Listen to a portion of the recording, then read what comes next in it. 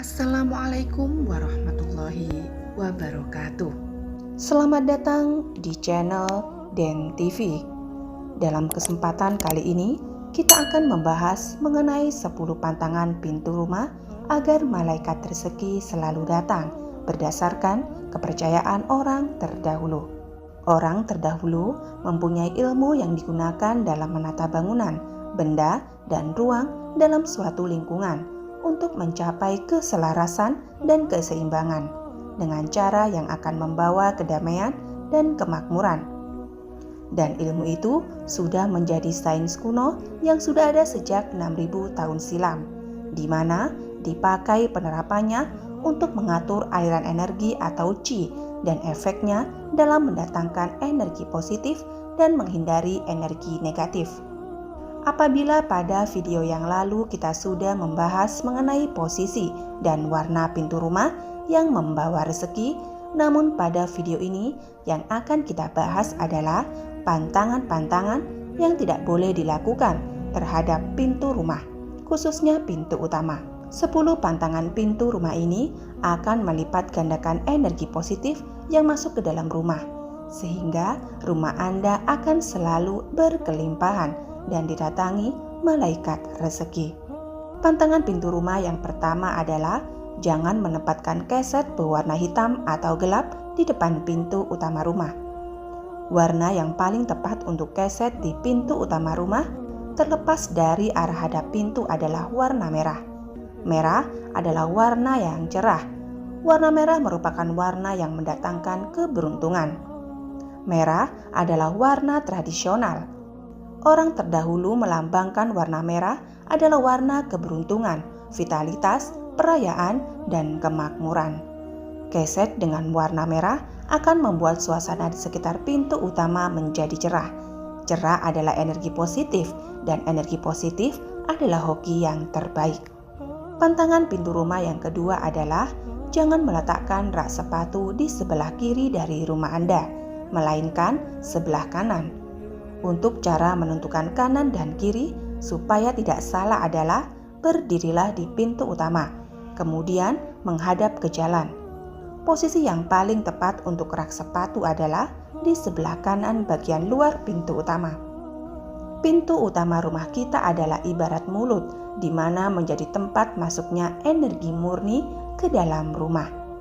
Sehingga penempatan rak sepatu yang salah akan mencemari semua energi yang akan masuk ke dalam rumah menjadi energi kotor. Pantangan pintu rumah yang ketiga adalah jangan memasang lampu yang redup atau bahkan sama sekali tidak ada lampu di area pintu utama rumah.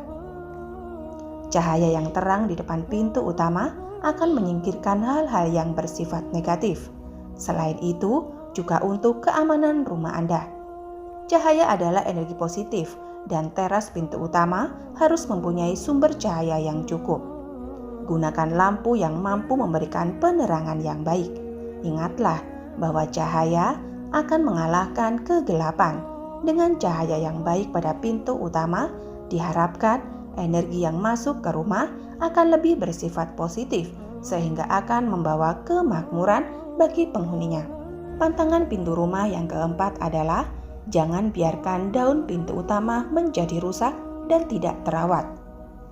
Daun pintu yang retak, kotor, atau catnya mengelupas akan sangat mempengaruhi energi qi yang masuk ke dalam rumah. Seperti yang sudah disebutkan bahwa pintu utama adalah ibarat mulut. Jika kita tidak menjaga mulut, maka yang akan masuk ke dalam tubuh adalah makanan-makanan yang merugikan. Begitu pula dengan pintu rumah. Jika kita tidak menjaga dan merawatnya, maka energi negatiflah yang akan masuk mengisi rumah. Pantangan pintu rumah yang kelima adalah jangan biarkan daerah di sekitar pintu utama rumah menjadi kotor tidak terawat.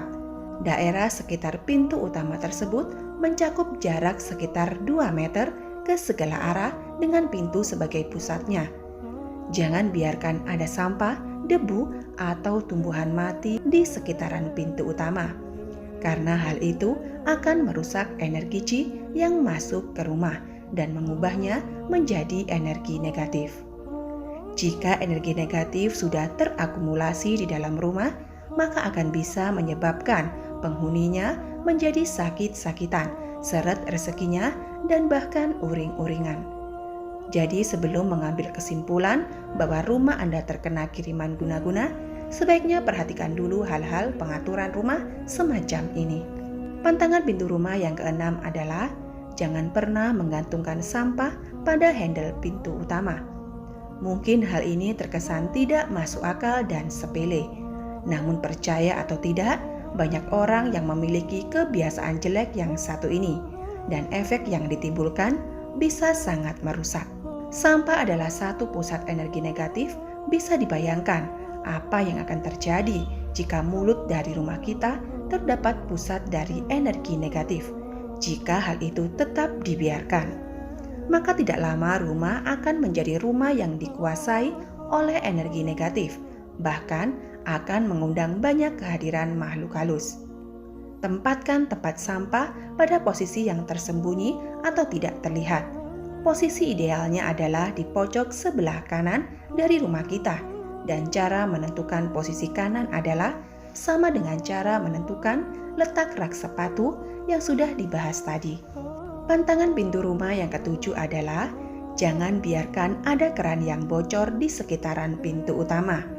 Seringkali pada tipe rumah tertentu terdapat keran di dekat pintu utama untuk menyiram tanaman. Perhatikanlah keran tersebut dengan seksama. Jika ada kebocoran sedikit saja, maka harus segera diperbaiki. Jika ada kebocoran keran di rumah kita, maka hal itu akan membuat suatu kebocoran finansial. Aliran keuangan akan bocor dan merembes kemana-mana. Akibatnya uang menjadi sulit terkumpul. Pantangan pintu utama yang kedelapan adalah jangan menempatkan kompor dan meja makan sedemikian rupa sehingga kelihatan dari pintu utama. Jika kompor dan meja makan terlihat dari pintu utama, maka otomatis setiap tamu yang datang bisa melihatnya. Hal ini dipercaya sama dengan mengekspos kekayaan Anda. Hal itu kemudian akan menarik orang untuk meminjam uang kepada Anda yang tidak tahu kapan akan dikembalikan, sehingga akan menyulitkan Anda dalam mengumpulkan pundi-pundi kekayaan. Pantangan pintu rumah yang kesembilan adalah jangan biarkan celah antara pintu dengan lantai terlalu lebar atau sempit. Celah antara lantai dengan pintu yang terlalu lebar selain akan membuat banyak binatang masuk ke dalam rumah, juga akan menyebabkan energi Qi yang masuk menjadi terlalu kuat, sehingga hal ini akan menyebabkan ketidakseimbangan energi rumah. Sedangkan jika jarak celah antara lantai dengan pintu terlalu mepet, bahkan menyebabkan pintu menjadi sulit untuk dibuka, maka hal demikian akan menyebabkan energi Qi sulit untuk masuk sehingga rezeki menjadi tidak lancar. Pantangan pintu rumah yang ke-10 atau terakhir adalah jangan memasang hiasan atau ornamen yang memiliki ujung tajam pada pintu utama. Benda yang berujung runcing dan tajam akan mengacuhkan energi Qi yang masuk ke dalam rumah. Selain itu, hindarilah menempel pintu utama dengan hiasan dari makhluk hidup yang sudah mati, seperti bunga kering, kepala binatang, dan lain-lain. Dengan mengacu pada 10 pantangan pintu utama tersebut, Anda akan mampu mengatur aliran energi yang masuk ke dalam rumah dan menciptakan keseimbangan di dalamnya, sehingga diharapkan malaikat rezeki akan selalu datang dan membuat penghidupan Anda selalu lancar. Demikianlah video mengenai 10 pantangan pintu rumah menurut kepercayaan orang terdahulu. Semoga dapat memberi manfaat dan kebaikan bagi kita semua. Sebagai penutup, kami doakan agar Anda sekeluarga selalu diberikan kemudahan dalam mencari rezeki dan penghidupan. Amin amin ya rabbal alamin. Wassalamualaikum warahmatullahi wabarakatuh.